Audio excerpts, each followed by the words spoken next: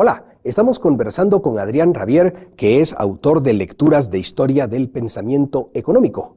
Y Adrián, ¿cuál es la necesidad de editar un libro con lecturas sobre la historia del pensamiento económico? Bueno, este fue un libro que surgió un poco por la necesidad de darles a los alumnos, que generalmente se forman con un manual tradicional de economía, en distintos cursos, que puede ser en comunicación, en abogacía, en economía o en distintas cosas, pero no necesariamente economía. Digamos, la idea no es enseñarles a los alumnos solamente el sistema de ideas que se presenta en un manual, sino mostrarles cómo llegamos a ese sistema de ideas, evolutivamente. Y en ese sentido, la mayoría de los libros tienen un problema, y es que empiezan con Adam Smith, y es como si antes de Adam Smith no hubiera nada en la historia del pensamiento económico.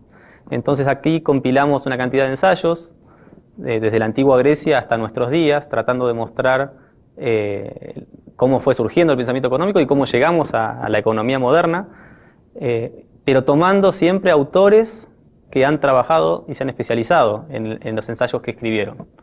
Esto es importante porque es muy difícil. Lo que ha hecho Joseph Schumpeter es una excepción. Es decir, que un autor solo haya trabajado toda la historia del pensamiento económico, más de 2000 años. Es realmente un trabajo muy complejo de toda una vida, algo que yo no voy a poder hacer, digamos. Entonces me pareció importante darles a los alumnos textos escritos por especialistas en cada periodo, en cada autor.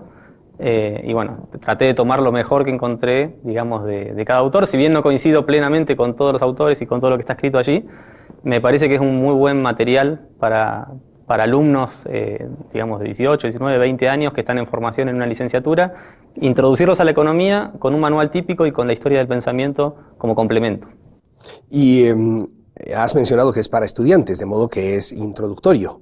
El público, cuando estabas pensando, ¿en quién pensabas? Yo pensaba especialmente en mis alumnos en la Facultad de Ciencias Económicas y Jurídicas de la Universidad Nacional de La Pampa, en Argentina, que más o menos tengo entre 200 y 300 alumnos por año, y a ellos les damos un manual, y yo quería darles algo de historia del pensamiento.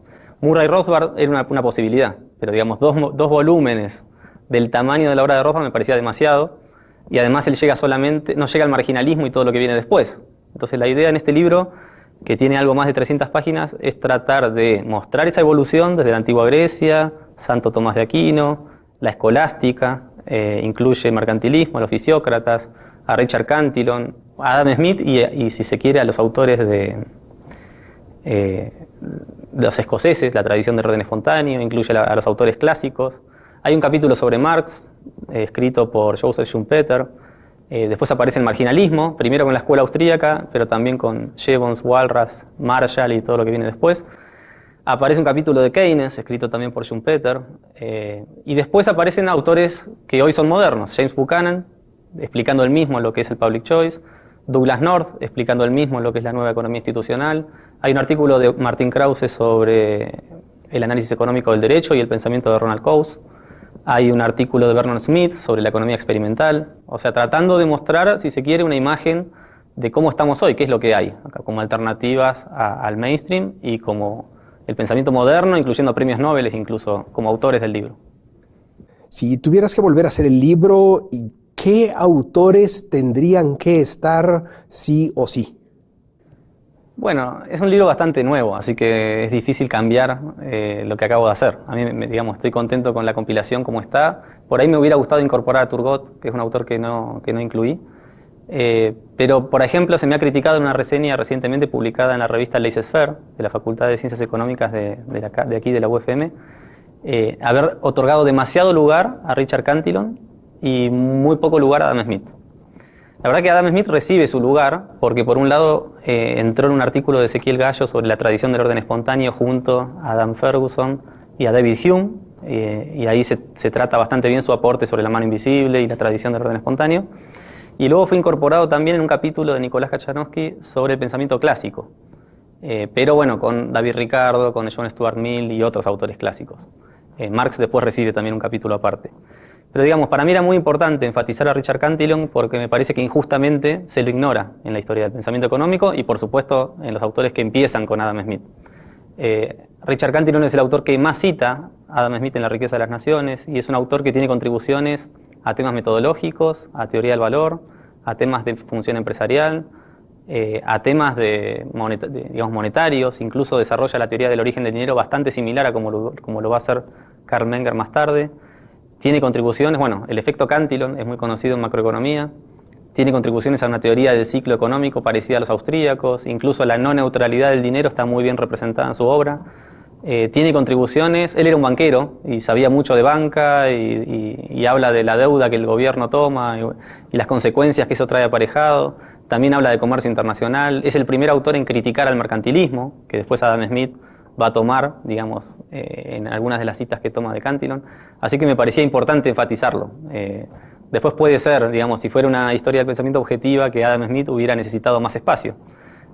Pero bueno, quizás fue esos lujos que uno se puede dar de tratar de enfatizar algo que desea mostrar como mensaje.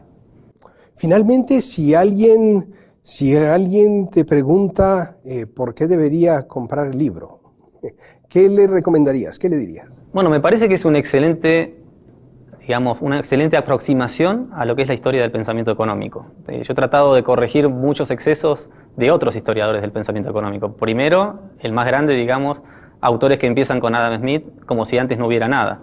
Aquí, como comentaba antes, hay un capítulo sobre la antigua Grecia, un capítulo sobre Santo Tomás de Aquino, un artículo sobre la escolástica, que hay una cantidad de aportes tremendos que hay que considerar necesariamente, aun cuando puede ser, hay un debate abierto todavía si realmente las raíces, por ejemplo, de la escuela austríaca están o no en la escolástica y si realmente el pensamiento económico fue tan sofisticado como se lo presenta en algunos lugares. O sea que eso es un debate abierto, pero es importante destacar que ahí hay algo que necesita investigación.